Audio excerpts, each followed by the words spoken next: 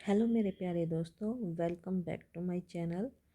आपका मेरे इस चैनल पे बहुत बहुत स्वागत है। हम यहाँ पे डी टी प्लस बी के फोकस हमारा डी टी प्लस बी पे है, बट यहाँ हम के वी एस के, एन यू एस के, हरियाणा टेट के और जहाँ भी हमें T G T P G T के क्वेश्चन मिल रहे हैं हम वो इस चैनल पे सोल्व करेंगे।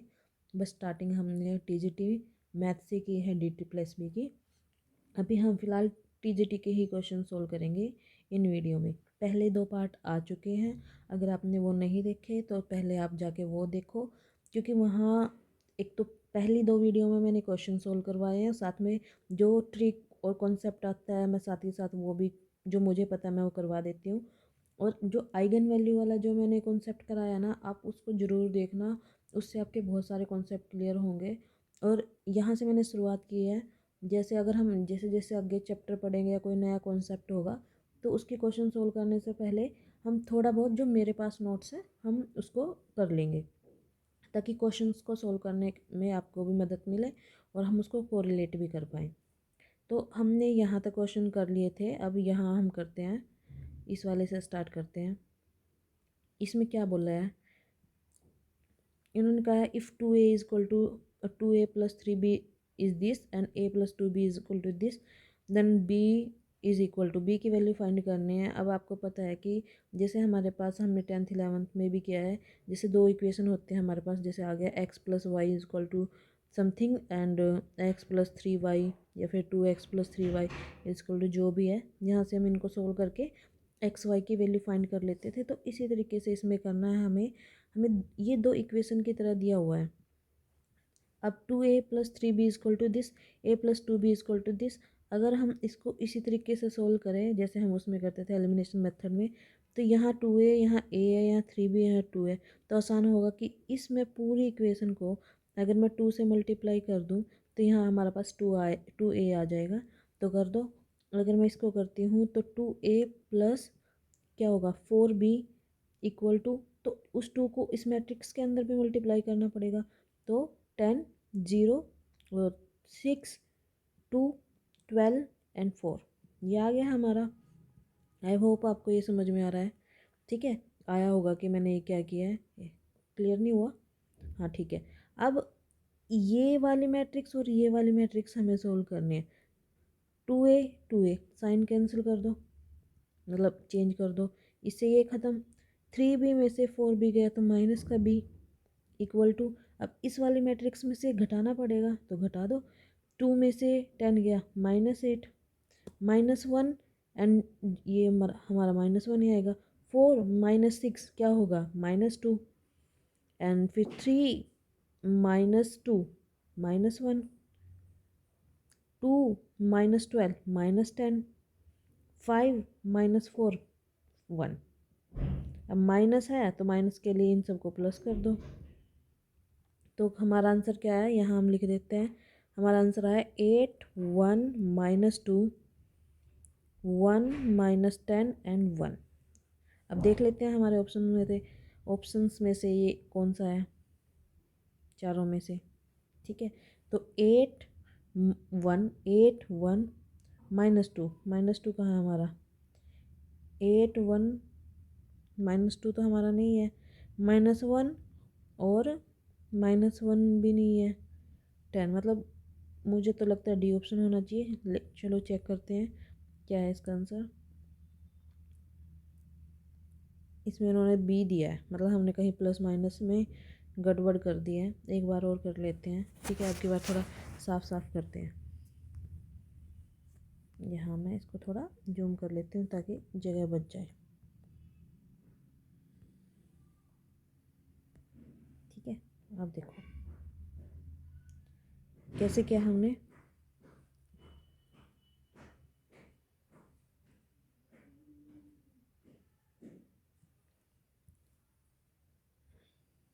यहाँ हमें क्या दिया हुआ है, एक तो हमें दिया हुआ है क्या, a plus two b equal to, a plus two b equal to कौन सी मैट्रिक्स दी हुई है, 5 0 3 1 6 2। ठीक है, दूसरी हमें दी हुई है two a plus three b equal to 2 minus 1 4 3 2 5। अब करते हैं, हमें उस वाली मैट्रिक्स को हमें 2 से मल्टीप्लाई करना। हमने गड़बड़ क्या की, हमने इसी को 2 से कर दिया, ऊपर वाली को 2 से मल्टीप्लाई करेंगे क्योंकि यहाँ हमें 2a बनाना है। जब मैं इसको 2 से मल्टीप्लाई करूँगी तो ये 2a हो जाएगा, इसको करूँगी ये 4b हो गया। अब हर एक एलिमेंट को करो, 2 को 5 से करेंगे 10, 2 को 0 से करेंगे 0, 2 को 3 से करेंगे 6, 2 को 1 से करेंगे 2, 2 को 6 से करेंगे 12 और 2 को 2 से करेंगे 4। क्लियर। अब हम इसको ऐसे करके अगर साइन चेंज करते हैं तो ये साइन चेंज हो गया, 4b में से 3b गया, कितना होगा, सिर्फ b आएगा। अब इसको माइनस करो हर एक एलिमेंट में से, 10 में से 2 गया हमारा, आ गया 8, 0 में से -1 गया क्योंकि यहाँ माइनस है, ठीक है, इसमें से हम इसको घटा रहे हैं तो ये माइनस है, तो ये माइनस माइनस क्या हो जाएगा, प्लस का 1 हो जाएगा। 6 में से 4 जाएंगे 2 हो जाएगा, 2 में से 3 गया -1, 12 में से 2 गया 10 एंड 4 में से 5 गया -1। अब हमारा सही आंसर है और बी ऑप्शन ही था 812 812 -1 10 -1 ये, ठीक है, उसमें हमने प्लस माइनस में गड़बड़ कर दी थी। ये वाला क्वेश्चन देखो जो DSSB-TGT में 2014 में आया था, इसमें इन्होंने क्या कहा, ए ये है तो a² -4a + 10i equal to वापस a है तो k की वैल्यू फाइंड करनी है। देखो इसको हम कैसे करते हैं, यहाँ सबसे पहले उन्होंने कहा a² निकालो। अगर हम a² निकालते हैं इसका मतलब इस वाली मैट्रिक्स जो गिवन मैट्रिक्स है उसको 2 टाइम मल्टीप्लाई करना है, ठीक है। अब फटाफट कर देते हैं इस चीज़ को। अब 1 को 1 से करेंगे हमारा आएगा 1, फिर -3 को 2 से करेंगे तो क्या आएगा हमारा -6 आ गया। अब 1 को 3 से -3 से करेंगे तो -3, ठीक है, और -3 को इससे करेंगे तो -3k। अब इससे करो, 2 को 2 से करेंगे 4 और फिर 2 को क्या, 2 से नहीं 2 को 1 से करना है हमें, 2 को 1 से करते हैं 2, फिर k को 2 से करते हैं प्लस का 2k एंड 2 को -3 से करते हैं तो -6, फिर k को k से करते हैं तो k², ठीक है। ये हमारे पास मल्टीप्लाई करके आ गया, इसको थोड़ा इजी सोल्व करते हैं। ये हमारा -5, ये हमारा, इसको तो हमें एज इट इज़ रखना पड़ेगा -3 इसको 2 + 2k and this one is -6 + k²। अब इसको रब कर देते हैं, ठीक है। अब इन्होंने क्या कहा, a² -4a, 4 के मल्टीप्लाई अगर a से करो डायरेक्ट इसी से कर दो, माइनस हमने ले लिया 4a, 4 -12 8 एंड इसको इससे करेंगे हम 4 से तो 4k, ठीक है। अब उसके बाद इन्होंने कहा 10i, आई मतलब आइडेंटिटी मैट्रिक्स होती है 1 0, ठीक है, 0 1। अगर मैं इसको 10 से मल्टीप्लाई करूँगी तो ये आ जाएगी, तो यहाँ पे रख दो इसको 10 0, ठीक है, 10 0 0 10। और इन्होंने कहा है कि ये किसके इक्वल दिया, गिवन क्या है कि ये वापस ए के इक्वल, ए मतलब 1, ठीक है, -3 उसके बाद 2 एंड के, ये इस चीज़ के इक्वल है। अब आप इसको सोल्व करो।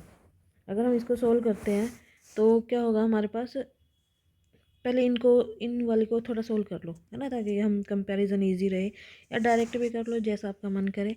कि -5 की -4 + 10, ठीक है, फिर ये वाली करो, क्योंकि ये वैसे भी इसका तो इसमें तो k है ही नहीं, तो k की वैल्यू यहाँ से तो क्या ही फाइंड करेंगे।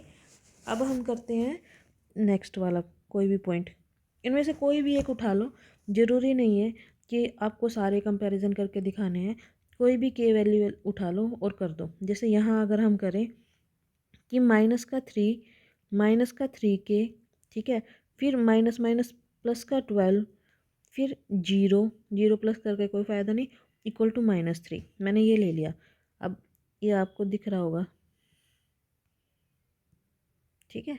अब मैं इसको करती हूँ, पहले इनको सोल्व करो, -3 और 12 क्या होएगा हमारा, ये हमारा हो गया प्लस का 9, -3k इक्वल टू -3, 9 अगर उस साइड चला जाएगा तो 3k इक्वल टू -3 -9, तो कहीं ना कहीं -3k इक्वल टू -12, तो k की वैल्यू कितनी आ गई 4, तो यहाँ से हमारी k की वैल्यू आ गई 4। अब कोई दिक्कत ये है कि 4 यहाँ भी है और 4 यहाँ भी है। अब इन्होंने एक ऑप्शन में गड़बड़ कर दी कि 4 तो है लेकिन क्या एक भी हो सकता है या फिर एक नहीं होगा। अब इसमें कन्फ्यूज़न है, इसका मतलब हम यहाँ से आपको पता है कि जब भी स्क्वायर की वैल्यू होती है वहाँ से हमें पता चल जाता है कि दो वैल्यू दी है एक। हम इसको सॉल्व कर लेते हैं और कंफर्म कर लेते हैं। -6 प्लस के स्क्वायर, ठीक है, -4k प्लस 10 इक्वल टू क्या है हमारा के है। अब इसको सॉल्व करो तो के स्क्वायर, ठीक है, और 4k, इसमें क्या माइनस है, माइनस का 4k को मैं अगर इस साइड ले आऊँगी तो माइनस का 5k हो जाएगा ये। और 10 और -6 क्या हो जाएगा, ये हो जाएगा हमारा प्लस का कितना हो जाएगा 4। इसका मतलब हमें ऐसी, ये माइनस है ना, ये के प्लस ही है हमारा। इसका मतलब हमें ऐसी चीज़ चाहिए जो मल्टीप्लाई करने पे 4 आए प्लस या माइनस करने पे -5k। तो यहाँ से तो हमारा 1 आ रहा है, हमारा तो 1 आ रहा है। इसका मतलब ऑप्शन ए ठीक होना चाहिए। क्यों, देखो आप खुद करके देखो, क्या मैं इसको के स्क्वेयर -4k माइनस के प्लस 4 नहीं ले सकती? मल्टीप्लाई करने पे इन दोनों को हमारा 4 आ रहा है। अगर यहाँ से मैं वैल्यू लूँ तो के -4 और -1 लगाएंगे, मतलब निकाल लेंगे। देखो यहाँ कर देती हूँ मैं आपके लिए।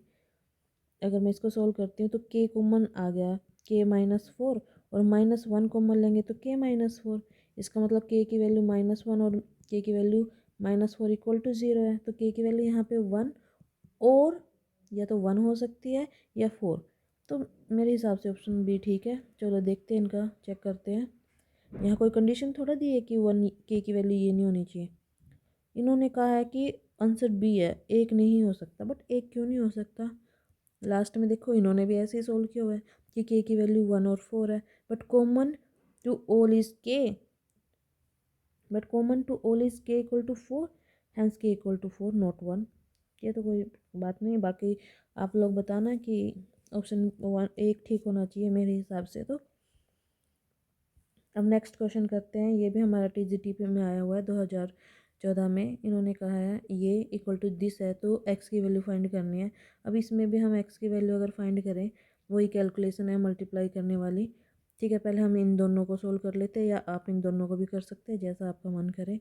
अगर मैं इससे करती हूँ तो देखो, अब मल्टीप्लाई आपको शायद आती होगी, शायद। अगर नहीं आती तो मुझे बताना, सिखा दूँगी। 2x की मल्टीप्लाई हम 1 से करेंगे तो 2x, फिर 3 की हमें इससे करनी है, रो की कॉलम से करनी होती है, फिर उसी रो की नेक्स्ट कॉलम से करनी होती है। और इस एलिमेंट की मल्टीप्लाई इससे, बीच में प्लस का साइन आता है, और इस एलिमेंट की मल्टीप्लाई इससे करनी होती है। ठीक है, तो अगर हम करें 2x, ठीक है, प्लस हमारा आएगा 3 को 3 से करेंगे, प्लस तो नहीं आएगा, माइनस हो जाएगा, तो ये -9।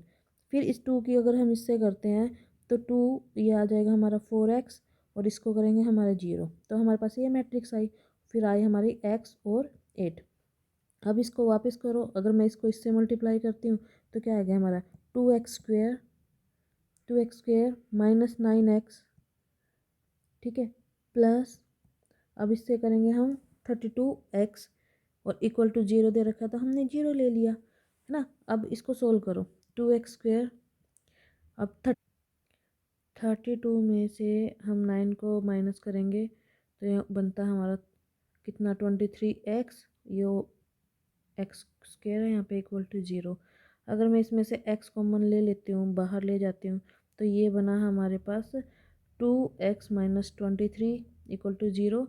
तो x की वैल्यू आ गई, एक तो 0 के इक्वल आ गई, और एक 2x - 23 को जब मैं 0 करूँगी तो 2x इज इक्वल टू 23, और x की वैल्यू कितनी आ गई 23/2।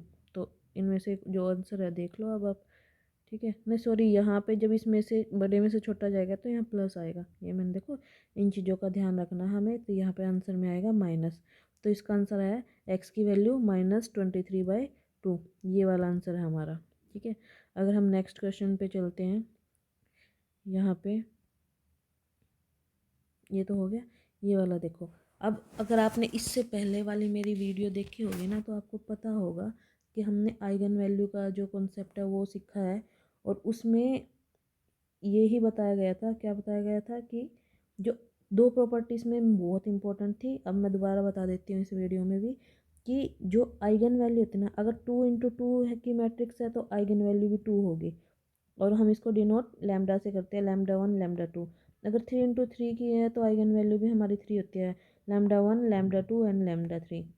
अब प्रॉपर्टी क्या थी, आइगन वैल्यू का जो सम होता है ना, जैसे दो है λ1 + λ2, वो इनके डायगोनल के सम के बराबर होता है, इसको ही हम ट्रेस बोलते हैं। तो वो हमेशा डायगोनल मतलब p+1 के इक्वल है। अगर 3 का है तो 3 का करेंगे। और दूसरी प्रॉपर्टी क्या थी कि जो इनकी मल्टीप्लाई होगी ना, ठीक है, वो इसके डिटर्मिनेंट के इक्वल होगी। अब यहाँ पे हमारी कौन सी, इन दोनों में से कौन सी प्रॉपर्टी यूज़ होती है वो हम चेक कर लेते हैं एक बार। ठीक है, इन्होंने क्या कहा है, the matrix has 1 eigen value, क्योंकि 3 × 3 की मैट्रिक्स है तो यहाँ पे 3 आइगन वैल्यू होंगी, λ1 λ2 एंड λ3। λ1 इन्होंने कहा हैज़ 1 सॉरी, तो λ1 λ2 एंड λ3, बट λ3 की जगह इन्होंने वैल्यू दे दी कितनी, 3। इन्होंने, हमें पता है कि इन तीनों के आइगन वैल्यू का सम इक्वल होता है trace of this matrix, trace क्या होता है p+1, इनके डायगोनल का सम। अब 3 तो इन्होंने दी हुई है, 3 इस साइड ले जाएंगे तो p-2 इक्वल टू λ1 + λ2। और ध्यान से देखें इन्होंने यही कहा है the sum of the other 2 eigen, ये अदर 2 आइगन है, इनका जो सम है वो p-2 है, तो ऑप्शन के हिसाब से हमारा ए ऑप्शन ठीक हो जाएगा। अब नेक्स्ट अगर हम करते हैं क्वेश्चन, इन्होंने इसमें क्या कहा है, टीजीटी और पीजीटी दोनों में आया है, if a is a skew symmetric matrix then a square is. अगर, अब यहाँ मैंने वैसे भी पहले वीडियोस में भी बताया, यहाँ वापस बता रही हूँ कि कभी भी अगर हमारे पास सिमेट्रिक मैट्रिक्स होती है, सिमेट्रिक मैट्रिक्स वो मैट्रिक्स होती है जब हम ए लेते हैं, वो वापस अगर उसका ट्रांसपोज करते हैं और वो वापस ए के इक्वल आ जाता है तो वो सिमेट्रिक मैट्रिक्स है। अब पहली प्रॉपर्टी ये, दूसरी प्रॉपर्टी ये है इसकी कि कभी भी कोई सिमेट्रिक मैट्रिक्स है ना, अगर आप उसका स्क्वायर करते हो, उसकी क्यूब करते हो, उसकी 4 करते हो, पावर 4 मतलब कितना भी कर लो, वो हमेशा सिमेट्रिक मैट्रिक्स रहता है। ठीक है, वो कभी भी चेंज नहीं होता, वो सिमेट्रिक मैट्रिक्स ही रहता है। बट अगर मैं यहाँ स्क्यू सिमेट्रिक मैट्रिक्स की बात कर लूँ, क्योंकि उसकी प्रॉपर्टी से भी क्वेश्चन आते हैं, बल्कि इससे ज़्यादा आते हैं, तो कभी भी ए का ट्रांसपोज करूँ और वो -(a) के इक्वल आता है तो वो हमारा स्क्यू सिमेट्रिक मैट्रिक्स होता है। तो उस केस में अब इसकी भी पावर अगर आप करो, अगर कोई ए मान लो स्क्यू सिमेट्रिक मैट्रिक्स है, अगर मैं उसकी पावर 2 करती हूँ, उसकी पावर 4 करती हूँ, उसकी पावर 6 जो कि इवन पावर है, अगर मैं उसकी कोई भी इवन पावर करती हूँ, अगर ए स्क्यू सिमेट्रिक मैट्रिक्स और उसकी पावर इवन है तो वो सिमेट्रिक मैट्रिक्स होगी। बट अगर उसकी पावर ओड में है, ठीक है, तो वो स्क्यू सिमेट्रिक मैट्रिक्स होगी।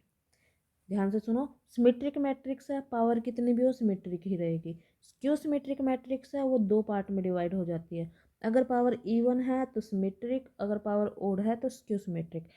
ये चीज़ आपको ध्यान रखनी है। अब इस क्वेश्चन में इन्होंने ये कहा है if a is skew symmetric, skew symmetric a का ट्रांसपोज -(a) के इक्वल है, then a square power even है तो क्या होगा।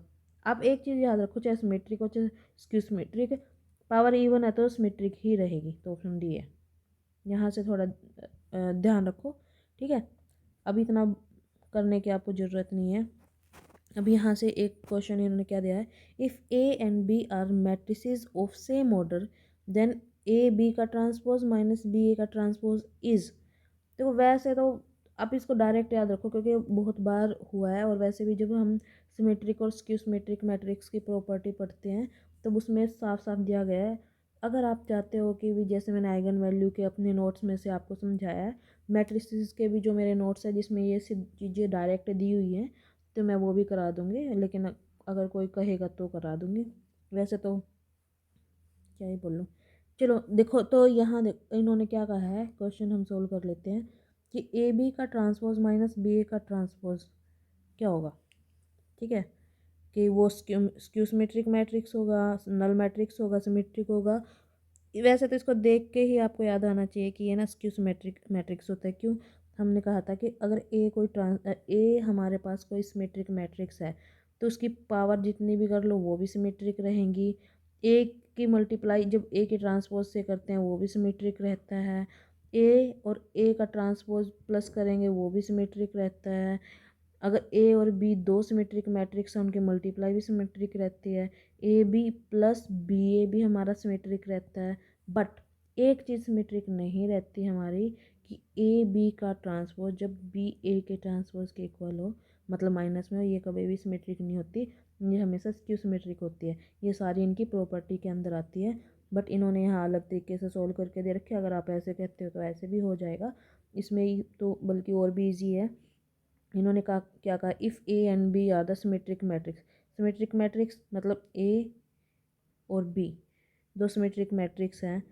अब ऐसे करो ना, जैसे इन्होंने ये दिया हुआ है ए बी का ट्रांसपोज माइनस बी ए का ट्रांसपोज, ये हमें चेक करना ना। तो हम इसका सिमेट्रिक, इसका ट्रांसपोज निकाल, मान लो ये पूरी मैट्रिक्स सी है तो हमें ये प्रूव करना है ना सी का ट्रांसपोज क्या सी के इक्वल है। तो अगर ये सी की मैट्रिक्स है, मैंने सी का ट्रांसपोज लिख लिया। आप समझ रहे हो, ये इक्वल सी मतलब ए बी का ट्रांसपोज माइनस बी ए के ट्रांसपोज के इक्वल है या नहीं, हमें ये चेक करना है। तो अब इसका ट्रांसपोज करेंगे तो ए बी का ट्रांसपोज अलग से, क्योंकि इस पे अलग से लग जाएगा माइनस बी ए के ट्रांसपोज का ट्रांसपोज अलग। अब इस ट्रांसपोज को मैं अंदर ले जाऊंगी तो बी का ट्रांसपोज, क्योंकि ये बी पहले आएगा ए बाद में, बी के ट्रांसपोज का ट्रांसपोज फिर ए का ट्रांसपोज माइनस ए का ट्रांसपोज बी का ट्रांसपोज। जब डबल ट्रांसपोज आ जाते हैं तो वो मैट्रिक्स सेम वापस आ जाती है। ठीक है, ये ए का ट्रांसपोज माइनस ऐसे इसमें होएगा। तो अब ए बी का ट्रांसपोज माइनस ऑफ बी ए के ट्रांसपोज के इक्वल है नहीं। ये तो अगर जब मैं इसमें से माइनस कॉमन लूँगी ना तब ये ए बी का ट्रांसपोज माइनस बी ए का ट्रांसपोज बनेगा। अब देखो ये इसके इक्वल कब बना, जब माइनस बाहर लिया। तो यही तो है कि ए का ट्रांसपोज जब माइनस ऑफ ए के इक्वल आए तभी वो स्क्यू सिमेट्रिक मैट्रिक्स होती है। इसमें ये है, बट आपके पास इतना टाइम नहीं है कि आप इतना सोल्व करो। आप सीधा याद रखो कि ये प्रॉपर्टी ये बार बार रिपीट भी होती है और उन प्रॉपर्टीज़ में से भी है, तो आप इसको याद रखो कि स्क्यू सिमेट्रिक मैट्रिक्स होती है। ठीक है, यहाँ पीजीटी का दिया हुआ है क्वेश्चन।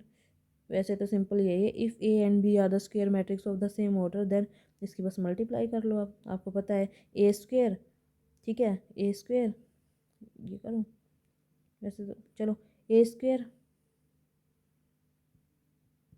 अब ए की इससे करो, इसको ऐसे करो ना, ए की मल्टीप्लाई ए माइनस बी से कर रहे हो, फिर बी की मल्टीप्लाई ए माइनस बी से कर रहे हो। ठीक है, तो a square minus a b plus b a minus b square, ये आंसर है। अब गलती से भी ये मत कर देना कि ये दोनों प्लस माइनस है तो कैंसिल कर दो, क्योंकि ए बी की मल्टीप्लाई जब करते हैं वो नॉट इक्वल टू बी होता है, ये भी प्रॉपर्टी है, इसलिए मे बी इन्होंने ये क्वेश्चन दिया है।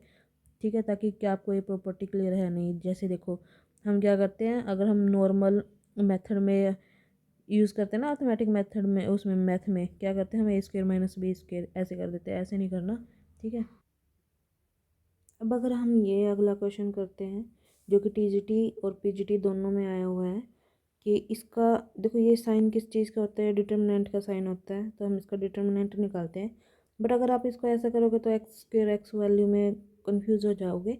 तो कोशिश करेंगे हम कि इसको थोड़ा सा सिंप्लीफाई कर पाएँ, जिससे हम जब इसका डिटर्मिनेंट लें तो ईजी हो जाए। अगर आपको लगता है कि भाई मैं तो डायरेक्ट डिटर्मिनेंट लेके मेरे को वो ज़्यादा इजी पड़ता है तो आप वैसे कर लो। जैसे अब हम पहले देखते हैं क्या इनमें से कुछ भी कॉमन या मल्टीपल में है, तो कॉमन और मल्टीपल में तो हमें नहीं दिखाई दे रहा है। बट चलो इसको सोल्व करते हैं। या तो आप रो के हिसाब से कर लो, ठीक है, आप इसको में कोई वो नहीं है, कंडीशन नहीं है, आपको जैसे इजी लगे वैसे ठीक करो, ऐसे वैसे ही कर लो। अगर मैं इसमें से इसको घटा देती हूँ और इसमें से इसको घटा देती हूँ, ठीक है, तो C1 तो हमारी एज इट इज़ है, यहाँ लिखने की ज़रूरत नहीं है क्योंकि अब हम 12th में तो है नहीं। आप डायरेक्ट ही करो। अगर मैं इसमें से इसको घटा देती हूँ तो एक्स से तो एक्स कैंसिल हो जाएगा, ये माइनस हो जाएगा ना, और ये भी माइनस हो जाएगा, तो एक्स से तो एक्स कैंसिल हो जाएगा, 2 में से 1 गया तो हमारे पास क्या बचा, 1। अब सेम मैं अगर ऐसे करती थी माइनस, पहले ये वाली कर लेते हैं चलो, C2, अब ये भी माइनस हो जाएगा, ये भी माइनस, क्योंकि हम इसको घटा रहे हैं ना। तो एक्स से तो एक्स कैंसिल, 5 में से 3 गया, हमारे पास बचा 2, और ये कैंसिल, 10 में से 7 गया, हमारे पास 3। अब हम इन्हें इसमें से इसको घटा देते हैं। अब वैसे इसको भी घटा सकते हैं, कोई कोई रूल नहीं है, जैसे आपको इजी लगे। ठीक है, अब इसमें से घटाएंगे तो ये माइनस हो जाएंगे सारे। ठीक है, ये हम कर चुके हैं। तो इससे ये कैंसिल, 4 में से 2 गया, हमारे पास 2 बचा। फिर 8 में से 5 गया, हमारे पास 3 बचा। अब 14 में से 10 गया, हमारे पास 4 बचा। तो हमारे पास मैट्रिक्स आ गई ये। अब क्या हम इसको और भी सोल्व कर सकते हैं?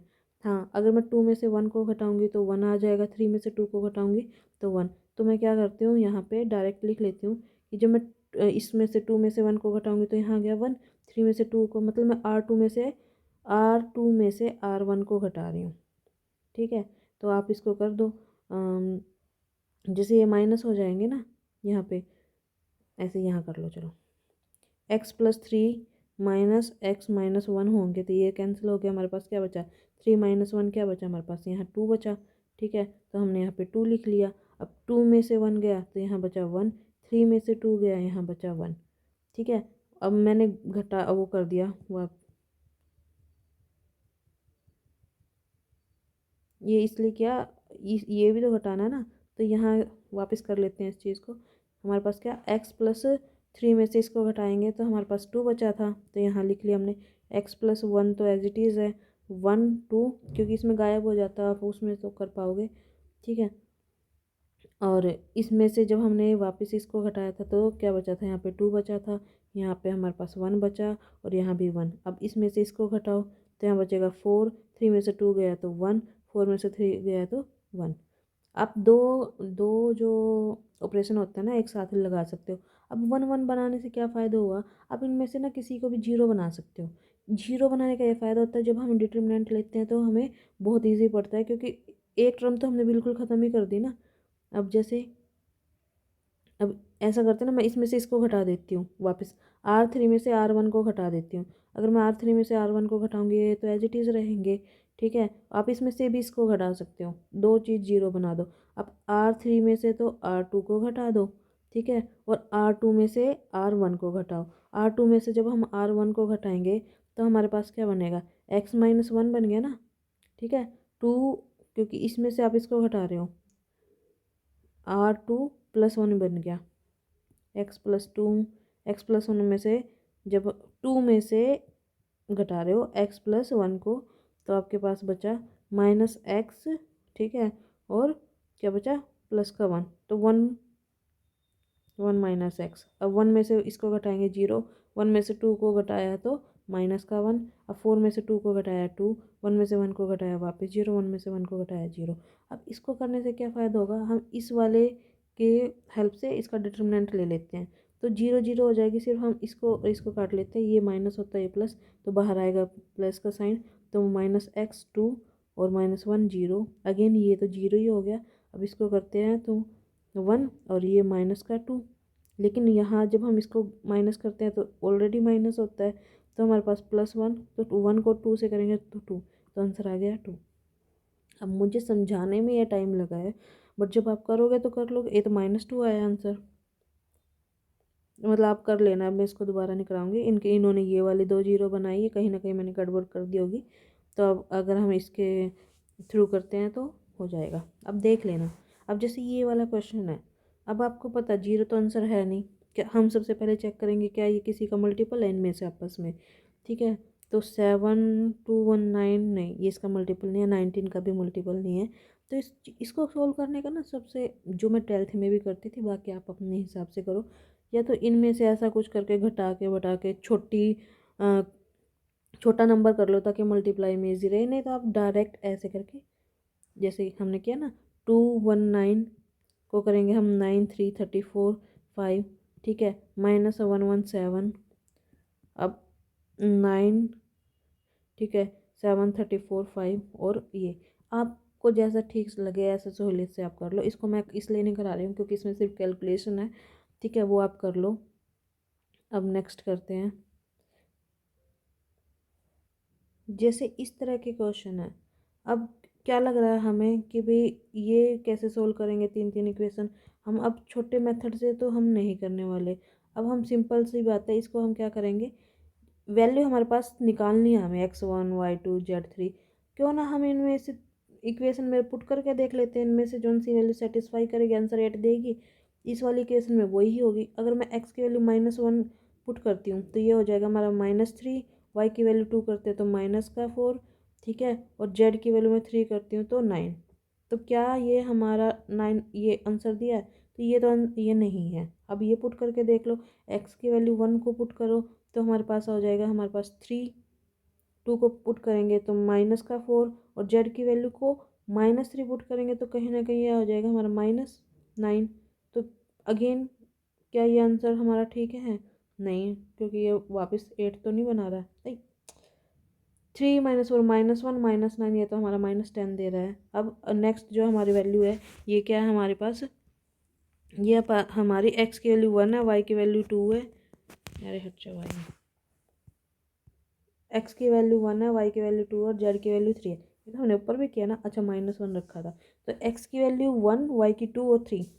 तो x की वैल्यू हमारे पास 1 है, y की हमारे पास 2 है, और z की वैल्यू हमारे पास 3 है। तो इसको करो 3 -4 + 9, तो कितना हो गया? -1 + 9 कितना हो गया आंसर? 8। ये तो ठीक है, इसका मतलब यही वैल्यू ठीक है। और अगर ऐसा नहीं है कि सब में किसी में भी पुट करके देख लो ना आप। अब जैसे ये लास्ट वाले ये करके देख लेते हैं, ये हो गया नहीं, ठीक है। ऐसा ना हो क्योंकि दो वैल्यू हो जाए फिर हम, वैसे दो तो हो ही नहीं सकते, अब इन दोनों में से देखनी पड़ेगी। अब x की वैल्यू -1, x की वैल्यू -1, y की वैल्यू -2 और z की वैल्यू कितनी है? 3 है। पुट करके देख लो, 3 की वैल्यू -1 करेंगे -3, y की वैल्यू 2 करेंगे तो +4, और z की वैल्यू 3 करेंगे तो +9। अब ये तो हमारा आंसर आ जाएगा 1 + 9 जो कि है 10। ये तो नहीं है, तो ऑप्शन सी ठीक है। अब इन क्वेश्चनों को हम बिल्कुल इस तरीके से ही करेंगे, शॉर्ट मेथड से। अब एक चीज़ देखिए, यहाँ आ गया हमारा फेवरेट क्वेश्चन। फेवरेट इसलिए कह रही हूँ क्योंकि इसमें ना ट्रिक लगती है, मेरे को बड़ी प्रॉब्लम होती है रैंक निकालने में, बट अब नहीं होती। क्यों? क्योंकि मैं भी आपको बताती हूँ, कभी भी हमारे पास 3/3 की मैट्रिक्स आ जाए, 2/2 की मैट्रिक्स आ जाए, ठीक है, तो आपको ना इसका रैंक निकालना बहुत ईजी है। जब हम किसी मैट्रिक्स का, जैसे 3/3 मैट्रिक्स है, उसका डिटर्मिनेंट निकालते हैं, अगर वो डिटर्मिनेंट हमारा आ गया 0 के इक्वल, 3/3 की बात कर रही हूँ, तो इसका रैंक हो जाएगा हमारे पास कितना? 3। लेकिन अगर उसका रैंक 0 के इक्वल नहीं आया तो हम उसमें से 2/2, जैसे ये वाला मैट्रिक्स है, इसमें से कोई भी 2/2 मैट्रिक्स बना के उसका रैंक निकाल लेंगे। अगर उसका रैंक 2/2 का हमारा आ गया 0 के इक्वल तो रैंक 2 है, अगर नहीं आया 0 के इक्वल तो उसका रैंक 1 है, बस। अब चाहे वो 4 वाली लो, पहले 4 से स्टार्ट करोगे, फिर 3 वाली लोगे 3 से, और इसमें फ़ायदा ये होता है, मान लो आप 4/4 वाले भी ले रहे हो तो आपको 4 का रैंक निकालना पड़ेगा, बट वो देंगे नहीं, उसमें से कोई 3/3 वाली चूज़ कर लो, ठीक है। जैसे कि अब मैं करके आपको दिखा रही हूँ इस वाले उसमें, जैसे ये वाली है। अब ये वाली जो हमारी मैट्रिक्स है वो हमारी कितनी है? ये तो हमारी 2 रो, ठीक है, एक मिनट, ये हमारी 4/3 वाली है मैट्रिक्स, 4 रो एंड 3 कॉलम, बाकी रो एंड कॉलम होता है 3 × 4 होता है, ठीक है। ये इतना रो इंटू कॉलम है 3/4। अब हम क्या करते हैं, कोई भी 3 लेते हैं, ये 3 ले लो या ये, हम इसको काट देते हैं, ये लेते हैं। अब इसका डिटर्मिनेंट निकाल लो। अगर आप इसका डिटर्मिनेंट निकालते हो तो क्या आएगा? ठीक है, ये हमारे पास डिटर्मिनेंट आएगा। फिर अगर हम 1 को करते हैं, ठीक है, यहाँ 1 को करते हैं तो क्या आएगा? तो 0 -8 2 एंड -3। और अगर हम इसी में किसका करते हैं, 3 का करते हैं, ठीक है, तो 3 का क्या आएगा हमारे पास? 0 -8 3 एंड -1। अब सोल्व कर दो इसको फटाफट।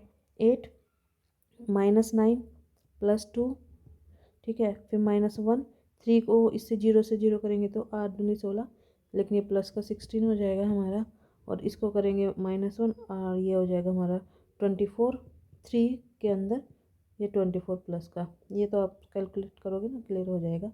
अब इसको सोल्व कर दो। 8, इसको करेंगे हमारा -7 -16, ठीक है, इसकी 3 से मल्टीप्लाई करेंगे हम, 3 4 × 12, 3 2 × 6 एंड 7, मतलब ये। अब इसको करते हैं वापस 56 माइनस का 56 माइनस का 16 प्लस 72, तो ये हमारा हो जाएगा 50 और 61 60 और 12 72। तो ये हमारा माइनस का 72 प्लस 72 है, मतलब प्लस का 72, तो कट के क्या हो गया 0। तो इसमें जो वो आया है डिटर्मिनेंट, वो हमारा 0 के इक्वल आ गया। हमने ली थी 3/3, देखो इसको 4/4 इसलिए नहीं ली क्योंकि इसमें इक्वल n इंटू एन थोड़ा है, तो हमने 3/3 की बना के ले ली। इसका मतलब जब डिटर्मिनेंट हमारा 3 के ऑर्डर में ही हमारा डिटर्मिनेंट 0 आ गया, तो इसका रैंक 0 हो गया। ठीक है, तो इसका रैंक है 0, सी ऑप्शन ठीक है। अब इस वाले क्वेश्चन में देखो इन्होंने क्या कहा, अगर ए हमारे पास ए है तो एडजेंट ऑफ ए निकालो। ये 2/2 है, ये तो सबसे ईजी है, हमें ने बताया था। इनको हम इंटरचेंज करेंगे, हम इनको इंटरचेंज कर दिया हमने, ठीक है, और इनके साइन चेंज हो जाएंगे, इनके साइन चेंज हो गए। तो देख लो कौन से ऑप्शन में है, तो ऑप्शन सी ठीक है। अब अगर हम इस क्वेश्चन की बात करें तो इसमें सिंपल सा डिटर्मिनेंट है, ये तो आप कर लोगे, ठीक है, कर तो सभी लेंगे।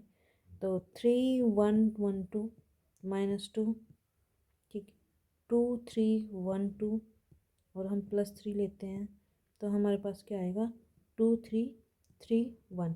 अब इसको सोल्व करते हैं, 1 है बात, तो 3 2 6 -1 -2, 2 2 4 -3 +3, 2 -3 3 9। अब इसको अगर मैं सोल्व करता हूँ 6 -1, ये हमारे पास आ गया 5, -4 -3 1, तो ये आ गया -2। 9 में से हमारा 2 गया तो -7, 7 को -7 को इससे करेंगे तो प्लस का -21। तो देख लो हमारे पास क्या आ गया 3 -21, ठीक है, तो कितना आ गया 18 -18, तो -18 आंसर है। देखो -18 है क्या, ये रहा, तो आंसर बी ठीक है। अब आप ये वाला क्वेश्चन देखो, इन्होंने क्या क्या कहा है, यदि एक n वर्ग मतलब n वर्ग मतलब स्क्वेयर आहु a का सारणिक 3 है, मतलब ये क्या कहना चाहता है कि किसी n इंटू एन एक मैट्रिक्स है, अगर उसके डिटर्मिनेंट हमारा 3 है और अवयु a के एडजॉइंट का सारणिक, सारणिक मतलब डिटर्मिनेंट ये है, मतलब उसका अगर a का हम एडजॉइंट लेते हैं, ठीक है, तो वो क्या है, वो हमारा 243 है, तब n की मान ज्ञात करो। अब इन दोनों से रिलेटेड हमें सिर्फ एक प्रॉपर्टी पता है कि जब वो हमारा एडजॉइंट होता है, ठीक है, उसका डिटर्मिनेंट इक्वल होता है ए के डिटर्मिनेंट में n की पावर n-1 होता है। n-1 क्या होता है, दोबारा कर लेते हैं, ये हट गया था, कि ए का एडजॉइंट, किसी मैट्रिक्स के एडजॉइंट ए का डिटर्मिनेंट इक्वल होता है ए के डिटर्मिनेंट की पावर n-1। अब इन्होंने क्या कहा है कि ये तो हमारा कितना है, ये हमारा 3 है और एडजॉइंट हमारा 243 है, तो इसकी जगह 243 रख लो और ए की जगह हमारे पास 3 की पावर n-1 है। तो आप बताओ ये n की कितनी पावर है, ये 3 की कितनी पावर है, 243 कितनी होती, तो ये हमारी 3 की पावर, अगर हम करें 9 निम्न 81 और 1 3, 81 को 3 से करेंगे 200, तो ये हमारे 3 की पावर 5 हो गया ना। तो 3 की पावर 5 के इक्वल हमारे पास 3n-1, बेस सेम है तो पावर को इक्वेट कर लो, तो n-1 इक्वल टू कितना हो गया 5, और तो हमारे पास क्या हो गया, n की वैल्यू कितनी होगी हमारे पास 4, तो आंसर ए हमारे पास। आंसर ठीक नहीं है, मैंने फिर गड़बड़ कर दी, पता नहीं मैं लिखते टाइम इतनी कर देती हूँ। इसमें इन्होंने क्या कहा, हमारा 243 है और यह हमारा 3 की पावर n-1 है। जब ये 3 की पावर 5 है और ये 3 की पावर n-1 है, तो n-1 हमारा इक्वल टू 5 हुआ ना, तो n1 उस साइड जाके प्लस हो जाएगा 6। मैंने अभी आंसर चेक किया, मैंने कहा मेरा 4 आ रहा है, तो आंसर इसका 6 है, ठीक है, जो कि डी ऑप्शन में दिया हुआ है। अभी आपको दिखाती हूँ, ये डी ऑप्शन वाला है, सॉरी उसके लिए। अब अगर आप इस तरह के क्वेश्चन को देखोगे तो इन्होंने क्या कहा है, ए अल्फ़ा हमारा ये है, ठीक है, और 4 ऑप्शन दिए हुए हैं, हमें बताना है इनमें से कौन सा ठीक नहीं है। अगर मैं इस वाले क्वेश्चन को करूँ तो अगर हम, वैसे तो इसको लॉन्ग मेथड से करना पड़ेगा, सोल्व तो तभी होगा, नहीं तो आप प्रॉपर्टी याद रख सकते हो। हमें एक चीज़ पता है कि ए अल्फ़ा, जैसे ए बी, बी ए, अगर मतलब एंगल चेंज हो, ठीक है, एंगल चेंज हो तो ये इसको इक्वल हो सकता है। अब आप इसको सोल्व भी कर सकते हो, करेंगे, बट मैं पहले वैसे बता रही हूँ कि आप याद रखना। बट जब एंगल हमारे अलग अलग हो, मतलब ये वाले एंगल है, आप इनको इसको जो मल्टीप्लाई है वो प्लस के इक्वल नहीं हो सकती। अब ऐसे ही ए अल्फ़ा मतलब बेस में अगर इसकी पावर अल्फ़ा है, उसकी पावर एन क्या इक्वल हो सकती है किस चीज़ के, मतलब एन इसके, ये तो हो सकती है। प्रिंसिपल ऑफ इंडक्शन में हमने किया था कि कोई पावर है उसके मल्टीप्लाई में आ जाएगी एलिमेंट की, और ये भी होने के चांस है, बट ये होने के कभी भी चांस नहीं होंगे। ऑप्शन में कुछ भी हो, और अगर ये दे रखा है ना, तो नहीं होने में ये कभी भी नहीं होएगा। आपको एक चीज़ याद रखनी है ये। अब इसको अगर हम सोल्व करते हैं, ठीक है, जल्दी जल्दी करते हैं, वैसे तो टाइम बहुत लग जाएगा इसमें, बट फिर भी कर लेते हैं एक बार कि a alpha a beta. A alpha अगर ये दिया हुआ है तो बीटा मतलब क्या होएगा, ए बीटा क्या होगा हमारे पास, बस अल्फ़ा की जगह क्या आ जाएगा, बीटा आ जाएगा, साइन बीटा, माइनस का साइन बीटा और कोस बीटा। अब इन्होंने क्या कहा है कि अगर मैं इन दोनों की मल्टीप्लाई करता हूँ, मतलब इसकी इससे इसके साथ मल्टीप्लाई करो तो क्या आएगा, कोस अल्फ़ा कोस बीटा, ठीक है, cos alpha cos beta minus का साइन अल्फ़ा साइन बीटा, ठीक है। इसकी इससे मल्टीप्लाई की, इसकी से बीच में प्लस आना था लेकिन माइनस की वजह से नहीं आया। अब इसकी आप इससे करोगे तो कोस बीटा न cos alpha sine beta plus sine alpha cos beta. अब इसकी आप यहाँ से करो, ठीक है, इसकी यहाँ से करो तो माइनस का साइन अल्फ़ा कोस बीटा। ये बहुत लंबा हो जाएगा, आप ना इसको खुद से ट्राई करना और याद कर लेना, ठीक है। कॉपी पे इजी होगा, एक तो जगह कम होती है। आप ये मत सोचना कि नहीं कराया, अगर नहीं होगा तो आप देख लेना, बता देना मुझे, कमेंट कर देना, क्योंकि आप खुद देखोगे उसका ना सोल्यूशन बहुत ज़्यादा हो जाएगा, ठीक है।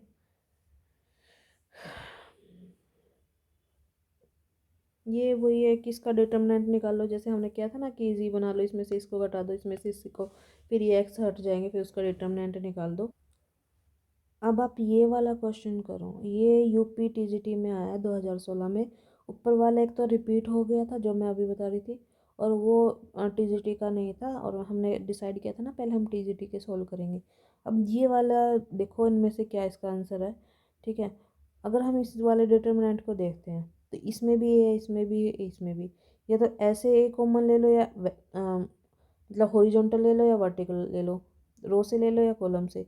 तो जैसे मैं अगर ए बाहर लेती हूँ, ठीक है, तो मान लो इसमें से मैंने बाहर ले लिया ए, तो यहाँ क्या बचा, माइनस ए, यहाँ बचा बी और यहाँ बचा सी। और यहाँ से अगर मैं बी कॉमन ले लेती हूँ, ठीक है, तो यहाँ मैंने बी कॉमन ले लिया, तो यहाँ बचा क्या, ए, यहाँ बचा माइनस का बी और यहाँ बचा सी। और यहाँ मैं, ठीक है, अगर मैं नीचे वाले में से सी कॉमन ले लेती हूँ, ठीक है, सी कॉमन ले लिया मैंने, तो यहाँ क्या बचा हमारे पास, ए बचा, फिर हमारे पास बी बचा और माइनस ऑफ सी बचा। अब ए बी सी तो बाहर आ गए, ए बी सी बाहर आ गए। अब इनमें से आपको पता, इन दोनों को प्लस कर दो, नीचे वाले को हम क्या करते हैं, रो वन रो टू को प्लस कर देते हैं, तो क्या आ जाएगा, रो वन अगर रो टू को प्लस करते हैं, फिर रो वन में हम लिखते हैं रो वन प्लस रो टू, ऐसे कर लेते हैं, ठीक है। और रो थ्री में हम लिखते हैं रो टू प्लस रो थ्री, इसे और भी सही आएगा। अब इसको इससे करेंगे हम तो बताओ जीरो हो जाएगा। इन दोनों को अगर हम प्लस करेंगे, इन दोनों को प्लस करेंगे जीरो, सी को सी से करेंगे टू सी। तब नीचे वाले को करो, हमें आर टू तो एज इट इज़ रखना है क्योंकि इसकी जगह, अब इसको आर टू की जगह रख लो, है ना। तो अगर हम इन दोनों को प्लस करेंगे तो टू ए, इन दोनों को प्लस करेंगे फिर जीरो, इन दोनों को प्लस करेंगे फिर जीरो, और नीचे वाली एज इट इज़ रख लो। अब आप क्या करो, इसका डिटर्मिनेंट निकाल दो, किसके, आप टू सी के अगेंस्ट निकाल दो, ठीक है, क्योंकि बाकी जीरो हो जाएगा, प्लस माइनस ये प्लस ही होगा, तो ए भी बाहर है, तो क्या होगा, इसको इससे मल्टीप्लाई करो, बी को इससे करेंगे क्या आएगा, टू ए बी आ जाएगा, है ना।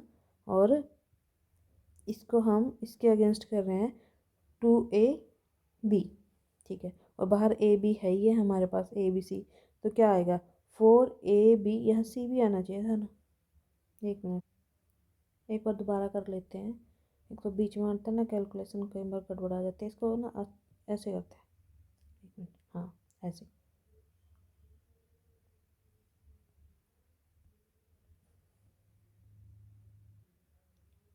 अब ठीक है, अब हम आराम से करेंगे कैलकुलेशन। हमारे पास क्या दिया है, -a² AB AC -b² BC AC BC -c²। अब इनमें से या तो रो वाइज या कॉलम वाइज आप क्या करो, ए को बाहर ले लो। ठीक है, अगर मैं रो वाइज लेती हूँ या कॉलम वाइज ले लेती हूँ, चलो तो यहाँ बचा ए, यहाँ से ए बाहर चला गया। ठीक है, यहाँ क्या बचा ए, यहाँ बचा ए बी में से सिर्फ बी बचेगा और यहाँ सी बचेगा। यहाँ से हम बी बाहर लेते हैं तो यहाँ ए बचा, यहाँ एक बी बचा और यहाँ सी बचा और वो बी कॉमन लेके बाहर आ गया। यहाँ से मैं अगर सी कॉमन लेती हूँ तो ए बी -c और ये सी बाहर आ गया। ठीक है, अब आपको देखते ही पढ़ते ही पता चल रहा है कि या तो इन दोनों को प्लस कर लूँ मैं, मतलब इन दोनों को कर लूँ तो ये 2 जीरो बन जाएगी। इन दोनों को करोगे तो ये जीरो, कोई भी एक कर लो। ठीक है, हम पहले एक ही कर लेते हैं। इन दोनों को प्लस करेंगे जीरो, ये भी हमारा जीरो, ये हमारा हो गया 2c। ठीक है, और ये हमारा एज इट इज़ रहेगा। मैंने ना पिछली बार दोनों को कर लिया था तो आंसर नहीं आया। अब ये आ गया ना, तो अब 2c के अकॉर्डिंग कर लो। अब ए बी तो बाहर है ना, तो इसको अगर हम करते हैं तो प्लस माइनस प्लस हो जाएगा, तो 2c बाहर आ गया हमारा। और इसको करते हैं हम a-b और a और b, तो क्या हो गया इसमें, 2c बाहर है तो ए बी माइनस माइनस क्या हो जाएगा, प्लस ए बी। और ए बी क्या हो गया, 2ab। और बाहर क्या है 2c, जब इसकी इससे मल्टीप्लाई हो जाएगी क्या हो जाएगा 4abc। लेकिन ये तो डिटर्मिनेंट के अंदर की का आई है, अभी बाहर भी तो ए बी सी है। जब हम इसको इससे मल्टीप्लाई करेंगे, ठीक है, तो क्या हो जाएगा 4 और ए की ऐसे करेंगे a² b² एंड c² और यही हमारा आंसर है। ठीक है।